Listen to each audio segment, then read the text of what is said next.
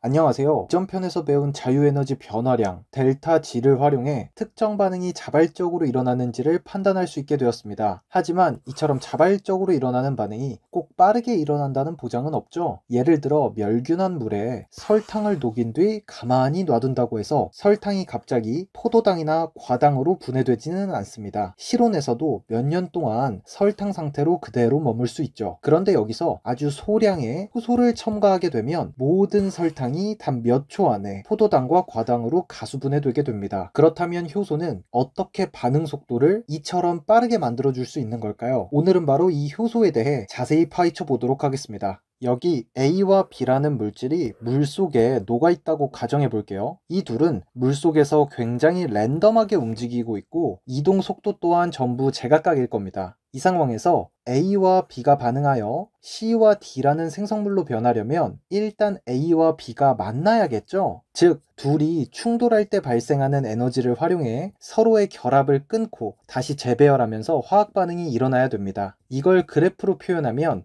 이렇게 그릴 수 있죠. 그래프를 보시면 A라는 분자와 B라는 분자가 충돌을 통해서 C와 D라는 생성물로 변하는 화학 반응 그래프를 보실 수가 있어요. 반응물의 자유에너지가 생성물의 자유에너지보다 높기 때문에 해당 반응은 델타 G가 음수인 자발적으로 일어나는 반응이라는 것을 알 수 있죠. 하지만 이처럼 자발적인 반응이라 하더라도 반응이 시작되려면 결국 A와 B가 충돌해 기존의 결합을 끊어내야 됩니다. 그리고 기존의 결합을 끊어내면서 실제로 존재하지는 않지만 순간적으로 결합이 재배열되기 직전에 굉장히 불안정한 형태가 존재해요. 이 형태를 전이 상태라고 부를 거고요. 여기 있는 A 분자가 B 분자에 충돌하면서 이 분자가 여기 B의 일부와 결합될랑 말랑 하고 있죠. 그리고 B 분자는 내부에서 끊어질랑 말랑 하고 있죠. 실제로 존재하진 않지만 이렇게 불안정한 상태가 잠깐 존재한다는 거예요. 즉, 반응물과 생성물의 중간 단계이죠. 이는 A와 B가 충돌을 통해 결합을 끊어내야 되기 때문에 에너지가 공급되어야 됩니다. 그래서 아무리 자발적인 반응이라 하더라도 반응이 시작되려면 늘 초기 반응에는 에너지가 투입되어야 하고 우리는 그 에너지를 활성화 에너지라고 부르는 거죠. 이렇게 활성화 에너지를 확보한 분자들은 전이 상태를 거쳐 결합을 더 안정적인 형태로 재배열하면서 에너지가 낮은 상태인 생성물로 전환되게 되고요. 반응물과 생성물의 에너지 차이만큼의 값이 밖으로 방출되게 됩니다. 정말 쉽게 비유해드리면 주말에 침대에 누워있는 고3 수험생을 떠올리시면 됩니다. 가만히 놔두면 언젠가 공부를 하러 가겠지만 어머니의 따끔한 잔소리, 야, 너 공부하러 안 가? 라는 소리가 들리면 갑자기 수험생은 마음이 불편해지고 긴장되겠죠? 이 상태가 전이 상태라고 생각을 하시면 됩니다. 나 곧 있으면 공부하러 갈라 그랬는데 뭔가 공부하는 것도 아니고 하러 가는 것도 아닌 그 중간 상황이 잔소리 때문에 더 빨리 찾아온 것이죠. 그럼 이때 어머니의 잔소리가 활성화 에너지 역할을 했다고 생각하시면 되고요. 그 이후에 수험생은 마음이 편해지기 위해서 도서관에 가서 열심히 공부를 하게 되는 것이죠. 그럼 단순히 A와 B를 충돌시키면 이 활성화 에너지를 확보할 수 있는 걸까요? 안타깝게도 두 분자가 충돌한다고 해서 무조건 이 에너지를 확보할 수 있는 건 아닙니다. 왜냐면 A와 B의 운동 속도가 충분히 빠르지 않으면 충돌을 한다고 해도 무조건 반응이 일어나는 건 아니겠죠. 그리고 또 수많은 분자들 사이에서 A와 B가 꼭 이 방향으로 충돌을 해야지만 여기 있는 C와 D 같은 생성물이 나올 수가 있습니다. 우리가 입술과 입술이 맞닿아야 로맨틱한 뽀뽀가 되지, 입술과 정수리가 맞닿으면 그걸 뽀뽀라고 볼 수는 없잖아요. 이처럼 분자 간 충돌 방향도 맞아야 합니다. 그래서 가장 간단한 해결책은 무엇일까요? 바로 가열을 해주는 겁니다. 용액의 온도를 높이면 용액 속 모든 분자의 움직임이 활발해지고 충돌 횟수와 그 부딪힐 때의 세기가 모두 늘어나게 됩니다. 실제로 용액의 섭씨 10도를 증가시키면 반응 속도가 약 2배 가까이 빨라집니다. 그런데 이러한 해결책에는 무언가 문제가 있죠. 우리는 생명체를 공부해야 되는데 세포를 가열할 수는 없잖아요. 그렇다면 도대체 세포 내에서 화학 반응은 어떻게 일어날 수 있을까요? 바로 이걸 돕는 것이 여러분이 한 번쯤은 들어본 효소입니다. 영어로는 엔자임이라고 읽어요. 효소는 기질과 결합을 하게 되는데 이때 기질은 효소와 결합하는 반응물이라고 생각하시면 됩니다. 영어로는 substrate라고 합니다. 이처럼 효소는 기질과 결합해서 활성화 에너지 장벽을 낮추어 주기 때문에 동일한 세포 온도에서도 굳이 가열 없이 화학 반응이 빠르게 일어날 수 있습니다. 그렇다면 여기서 질문이 이렇게 바뀌죠. 효소는 어떻게 해당 반응의 활성화 에너지를 낮추는데 도움을 줄 수 있었을까요? 이는 다음 챕터에서 효소의 구조와 기능에 대해 자세히 살펴보면 자연스럽게 알 수 있습니다. 다음 챕터로 가시죠. 효소는 단백질입니다. 따라서 수많은 아미노산들이 펩티드 결합을 통해 연결되어 만들어지죠. 그리고 이 아미노산들의 1차 서열에 따라 세포 내에서 특정한 입체 구조로 접힌 채 존재합니다. 이때 기질이 효소에 결합된다는 것은 효소의 아무 부위에나 가서 결합하는 게 아니라 활성 부위라고 불리는 기질이 들어가서 결합을 할 수 있는 부위가 따로 존재합니다. 그런데 이 활성 부위 역시 몇 가지 아미노산에 의해서 형성된 부위이기에 기질이 효소의 활성 부위에 결합할 수 있다는 건 효소의 특정 아미노산 배열이 만들어낸 부위와 반응물이 가지고 있는 화학 구조가 서로 상보적인 결합이 가능하다는 뜻입니다. 그렇다는 뜻은 아무런 효소나 아무런 기질이 결합이 가능한 것이 아니라 특정 효소의 활성 부위에는 특정 기질만이 결합할 수 있게 되는 것이겠죠? 이걸 기질 특이성이라고 부릅니다. 여기 보시면 뭐 OH기가 있고 여기 아미노산 R기의 양전하를 가지고 있고 또 여기도 OH기가 있고 여기는 C2중결합 O가 존재하죠? 그러면 수소결합도 기질과 가능할 거고요. 구조에 따라서요. 그리고 기질이 마이너스 음전하를 갖고 있다면 여기는 플러스 양전하와 이온 결합도 가능하겠죠? 이처럼 결합 부위와 기질 사이에 분자간 결합들이 이루어지는 거예요. 수소결합, 뭐 소수성 상호작용, 그리고 이온 결합 등등등 이러한 결합들이 잘 일어날 수 있는 기질이 특이적으로 결합되게 되는 것이죠. 그리고 우리가 핵산, 그 유전자 파트에서 배운 내용을 한번 끌고 와 보면 이 효소의 아미노산 배열은 결국 유전자의 염기 서열이죠. 그래서 우리 유전자에 코딩되어 있는 정보로 만들어낸 효소는 세포 내에서 어떤 특정 기질들만 반응을 할 수 있게 되는 겁니다. 그래서 이제 오른쪽 그림을 보시면 기질이 점점 활성 부위로 다가가게 되면 효소가 단백질이라고 해서 우리가 변성되면 안 좋다고 하잖아요. 그래서 변성이 돼서 막 구조가 무너지는 것은 당연히 안 좋은 건데 단백질의 구조가 변할 수 없다 하면 그건 오답이에요. 왜 그러냐면 이렇게 기질들이 가까이 다가가면서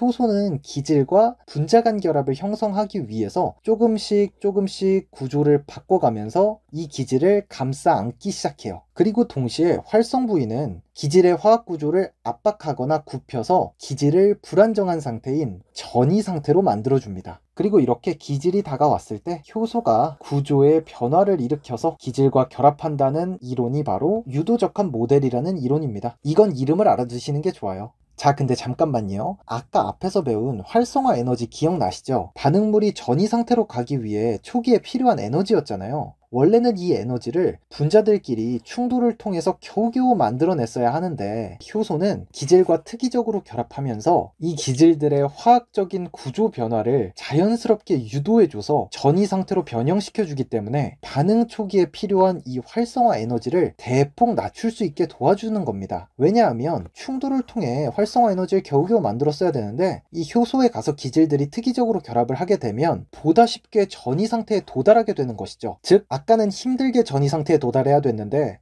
효소와 결합을 하게 되면 전이 상태로 가는 게 훨씬 간단해지니 들어가는 에너지가 적어지는 겁니다. 그걸 바로 전공책에서는 효소가 활성화 에너지 장벽을 낮추어 주어서 반응이 더 빠르게 일어났다 라고 설명을 하게 되는 것이죠. 이게 이러한 이론적인 흐름 없이 그냥 단순히 활성화 에너지가 낮아진다라고 설명을 해버리면 설명하는 사람은 좀 쉽겠지만 이해하는 사람 입장에서는 아니 그래서 이 활성화 에너지가 어떻게 낮아지는 건데? 효소와 기질은 뭐 어떻게 결합해서 어떻게 바뀌는 건데? 이런 의문점들이 한두 가지가 아니게 돼요. 이런 점을 시작부터 잘 짚고 넘어가야 앞에 있는 단백질 핵산 파트와도 연결이 되면서 계속 공부의 흐름을 살릴 수 있다고 생각하거든요. 그래서 이 지점은 제 설명으로 이해하시는 게 아마 가장 도움이 많이 될 거예요. 게다가 이 기질들은 효소 내 활성 부위에서 직접 만나기 때문에 한 공간에 모여 있잖아요. 그러니 충돌 횟수도 증가할 수밖에 없고요. 충돌 방향 역시 특이적으로 결합을 한 뒤 충돌을 하기 때문에 효소가 방향을 잡아주는 거라고 볼 수 있죠. 그러니 반응이 당연히 잘 일어날 수밖에 없습니다. 이후 반응이 끝나면 생성물은 효소에서 떨어져 나가고 효소는 다시 원래 구조로 돌아가면서 또 다른 반응물을 맞이할 준비를 할 겁니다. 이처럼 자신의 구조는 변하지 않으면서 특정 화학 반응의 속도를 빠르게 만들어주는 물질을 우리는 촉매라고 부르죠. 그런데 효소는 생명체 내에서 이러한 역할을 수행하기 때문에 주로 생체 촉매라는 단어로도 많이 사용합니다. 이 단어도 알아두시면 책을 읽으시는데 많은 도움이 될 거예요.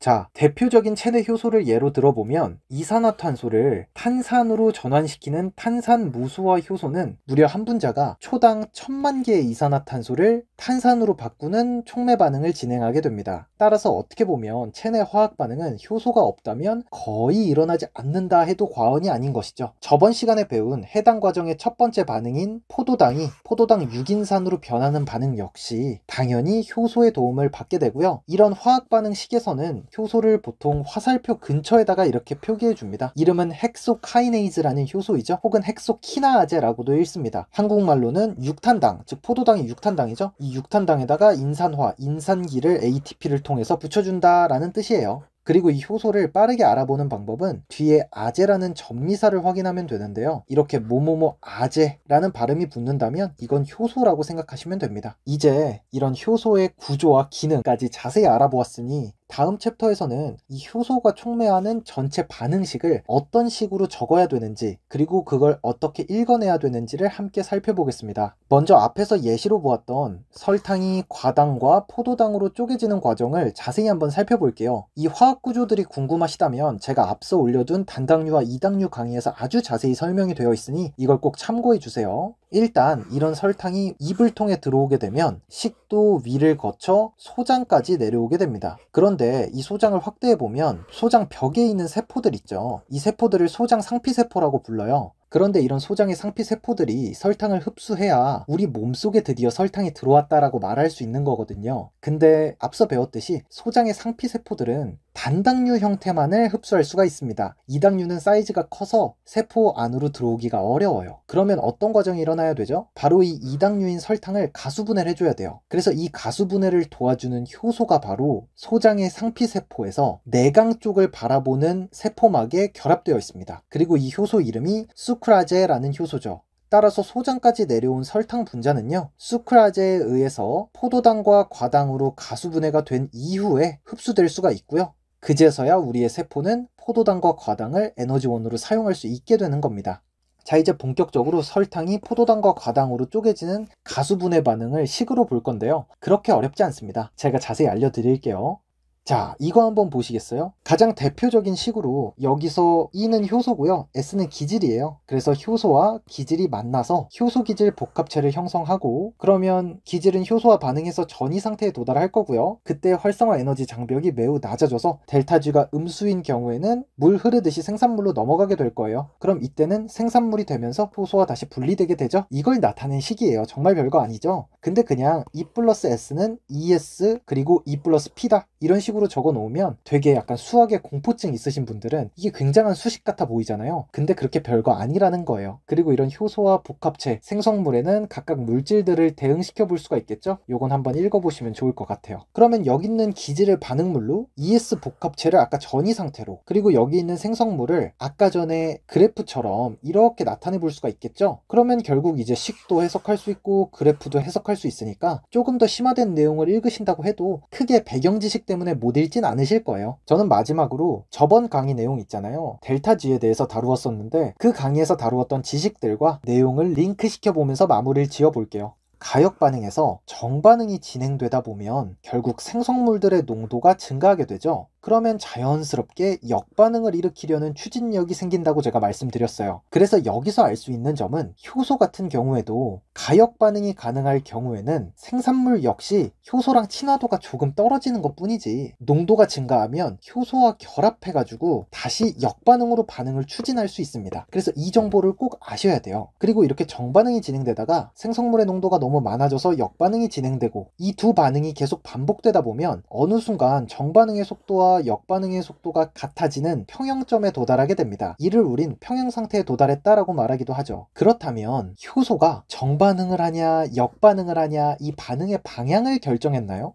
아니죠. 이 화학 반응의 평형점을 두고 반응물의 농도가 높으면은 정반응이 일어나는 거고, 생성물의 농도가 높으면은 역반응이 일어나잖아요. 즉 반응의 방향에는 농도가 많은 영향을 미쳐요. 그럼 효소는 어떤 역할이냐? 정반응이던 역반응이던 방향이 정해지잖아요. 그럼 효소는 이 반응이 빠르게 일어나도록 도와주는 역할인 거예요. 쉽게 반응이 가장 안정적인 평형 상태에 더 빠르게 도달할 수 있도록 도와주는 역할이 효소인 것이죠. 여기까지 개념이 확장되었다면 이제 기본서를 읽으실 때 훨씬 더 넓은 시야로 재미있게 읽어나가실 수 있을 겁니다. 효소에 대한 아무런 배경 지식 없이 효소 파트를 읽으면 굉장히 어렵거든요. 그래서 이 강의를 한 번, 두 번 반복해 보시고 선생님이 말한 내용이 이런 내용이구나 받아들이면서 책을 읽어보시면 아마 글로 적힌 내용들이 더 잘 와닿게 될 거예요. 오늘 강의는 여기까지고요. 벌써 20편이 되는 강의를 제작했습니다. 제가 온라인으로 그냥 강의를 올려놓는 거지만 계속해서 선생님들과 댓글로 소통하면서 내가 그래도 정말 도움이 되는 일을 하고 있구나 하면서 큰 동기부여를 얻고 있어요. 그래서 댓글로 저와 편하게 소통한다고 생각하시고 하고 싶은 말 아무거나 적어주셔도 되고 질문을 주셔도 됩니다. 제가 꼭 빠르게 답변을 해드릴게요. 구독, 좋아요 꼭 한번 부탁드리고요. 다음에 더 좋은 강의 퀄리티로 돌아오도록 하겠습니다. 효소 아직 마무리 못했거든요. 그 부분 채울 거예요. 오늘도 공부하시느라 수고 정말 많으셨고요. 감사합니다.